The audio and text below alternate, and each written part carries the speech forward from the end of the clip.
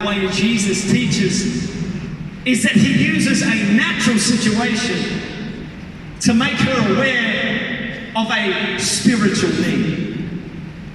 He's having a conversation with her about water, but how many know it's not really about water? He's having a conversation with her about this well, but it's not really about that well. He's trying to make her aware, and he's saying, hey woman, you know how you've come out here to this well to take a drink, to answer a natural need that you have. Just the same way your thirst has drawn you out here, but it doesn't quench your thirst for very long, and you have to keep coming back. And then he takes it a step deeper and he says, and you know how you've had 5 husbands? Because you keep looking to these natural things to answer a spiritual need. In other words, what he's saying is perhaps what you're really after, perhaps what you're really thirsty and hungry for, perhaps what you're really in need of is not something that a natural thing can answer. What you're really in need of is an encounter with me.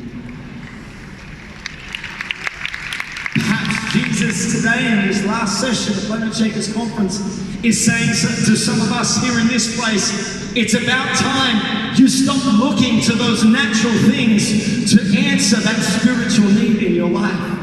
It's about time you stop looking to the opinions of others to get your self-worth. It's about time you stop looking for all of the natural opportunities of how can I be seen and be heard and be known and what's in it for me. Jesus is saying that's like that natural well. You're going to have to keep coming back to it all the time, and it's never really going to quench your thirst. What you tonight are really in need of, and what this whole conference has been about, is a real, living, life-changing encounter with Jesus.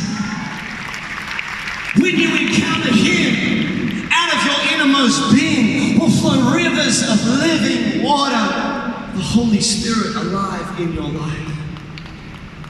I believe tonight what the Holy Spirit is wanting to do, what he's been doing all day, but I really feel like he's wanting to take it to another level tonight, is to awaken in us a hunger and a thirst for Jesus like never before. Oh, come on, somebody. I don't know how long you've known Jesus, but I've been walking with him for years, and I'm not turning down my hunger, my thirst for him.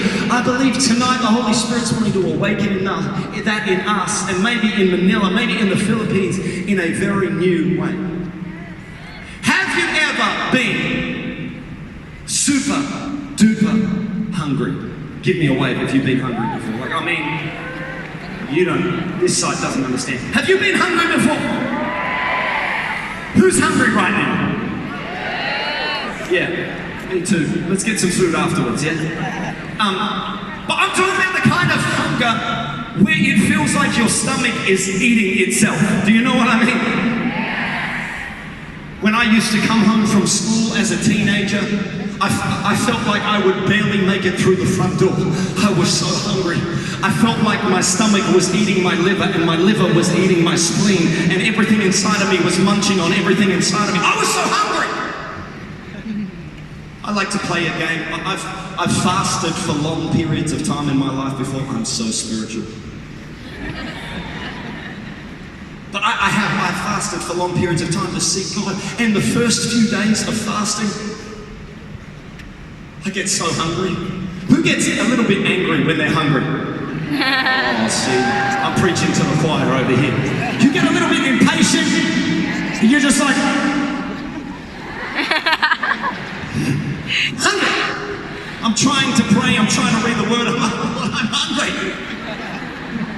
I like to play a game when I'm super hungry. I like to think to myself, if I could eat anything in the world, what would I eat? And then I just imagine it, and I feel like I can smell it and taste it. Okay, let me ask you, if you could eat anything in the world right now, what would you eat?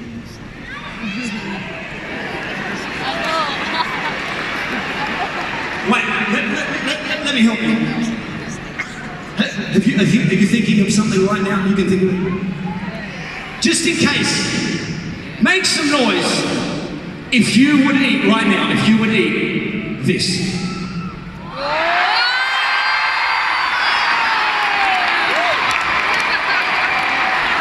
Who would eat that right now? I would take some. Okay, wait. What about this?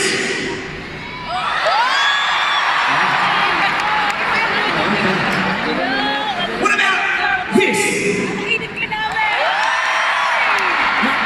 What is that? What is that? Yeah, I couldn't hear you at all, but fantastic. Okay, now this one, I don't know. Now this weirds me out. If you were super hungry and you could eat anything, who here would eat this?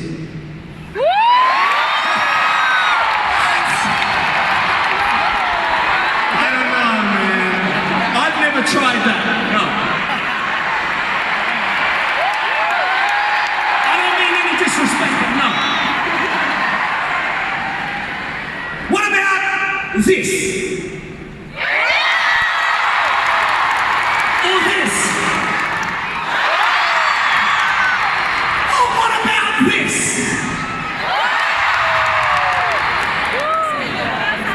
Yeah. Are you hungry now?